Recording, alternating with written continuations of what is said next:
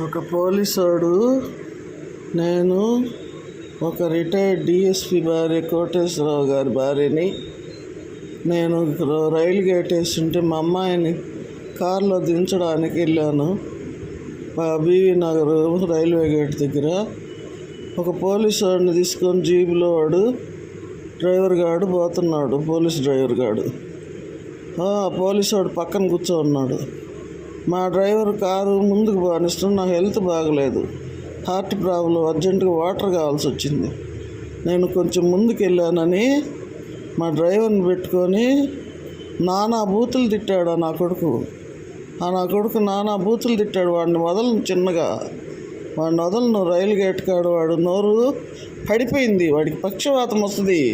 వాడు యాక్సిడెంట్ అయిపోతాడు. వాడు ఫలానా ఆఫీసర్ భార్య అని తెలిసి కూడా వాడు నానా బూతులు మాట్లాడుతున్నాడు నన్ను చూసి. నా హార్ట్ ప్రాబ్లం, అర్జెంట్ వాటర్ కావాలా.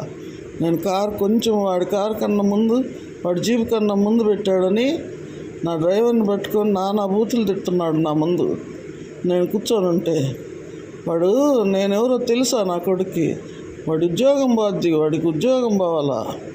వాడు యాక్సిడెంట్ అయ్యి పక్షవాతం వచ్చి చచ్చిపోవాలి వాడు నా కొడుకు. నేను చెప్పిస్తున్నా అమ్మవారి సాక్షిగా.